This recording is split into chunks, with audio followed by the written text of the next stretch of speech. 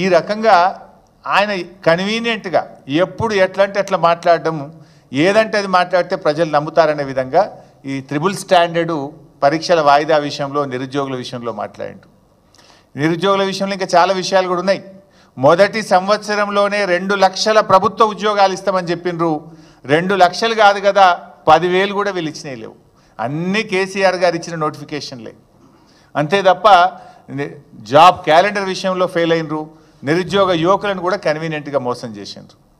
ఇక సర్వేల మీద ఆ రోజు కేసీఆర్ గారు చేసిన సమగ్ర సర్వే మీద ఏం మాట్లాడిండు, ఇప్పుడు ఆయన ఏం సర్వే చేస్తుండు, ఒకసారి అది కూడా చూద్దాం.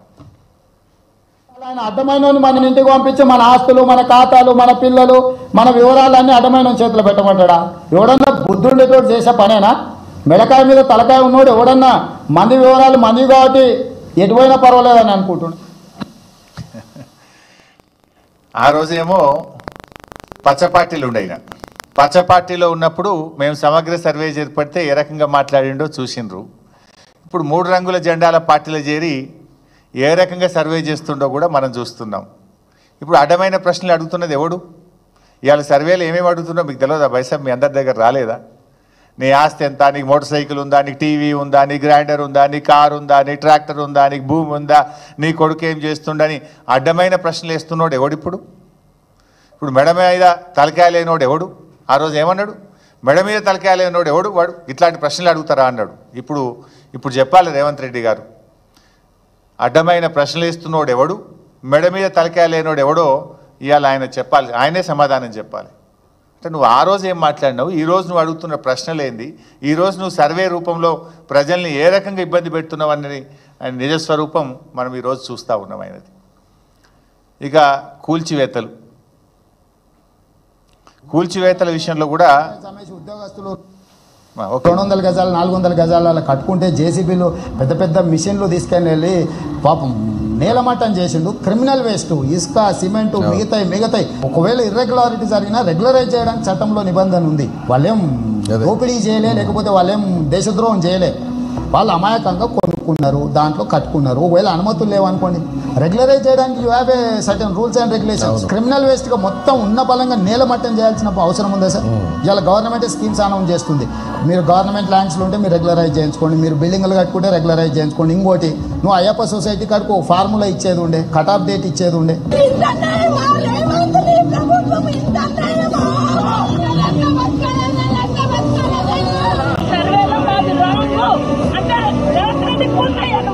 నిలబెట్టడం చాలా కష్టం, పలగడతాం ఒక్క నిమిషం, ఒక్క నిమిషం. ఇచ్చేది వాళ్ళు, కూల్చేది వాళ్ళు, చంపేది కూడా వాళ్ళైతే బాగున్నాను. చంపేయండి, వదిలిపోద్ది. సిస్టమ్ ఏంటిది? ఇది కరెక్ట్ కాదు. ఇది నా బుక్స్ కూడా అక్కడనే పడిపోయింది. అందరి బుక్స్, ఫ్యామిలీ మొత్తం బుక్స్ అక్కడనే ఉన్నాయి. మా బ్యాగులు కూడా తీయలేరా? చూసాం నేడేం చేస్తుండో మీరు చూశారు. బీఆర్ఎస్ హయాంలో కొన్ని అక్రమ కట్టడాలను కూలిస్తే అది జాతి ద్రోహమని, అది క్రిమినల్ వేస్టలని కిరాక్ మాటలు మాట్లాడిండు రేవంత్ రెడ్డి ఆ రోజు.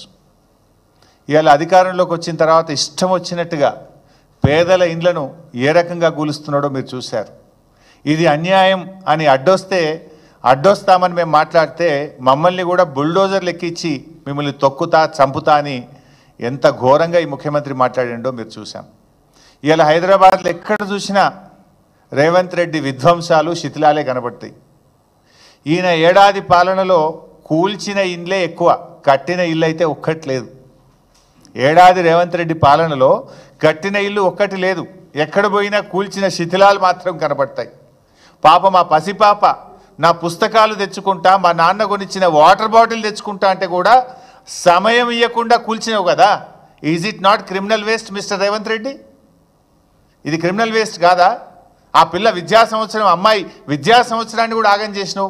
మానవత్వం లేకుండా వాటర్ బాటిల్ని కూడా తెచ్చుకోకుండా కూల్చినవే. మరి ఆ రోజు నువ్వేం మాట్లాడినావు, ఇవాళ నువ్వు చేస్తున్నది ఏందో ఒక్కసారి ఆత్మవిమర్శ చేసుకో. ఇక పోలీస్ ప్రవచనాలు కూడా చూడాలి. ఈయన పోలీసుల గురించి ఈయన మాట్లాడిన ప్రవచనాలు కూడా ఒకసారి చూద్దాం. Video please. అయ్యా ఏ పోలీస్ అయ్యిందా? పోనీ వారానికి సెలవు వచ్చిందా? గణేష్ పండుగలకో లేకపోతే రంజాన్ పండుగలకు హైదరాబాద్కి డ్యూటీ వేస్తే రోడ్ల మీద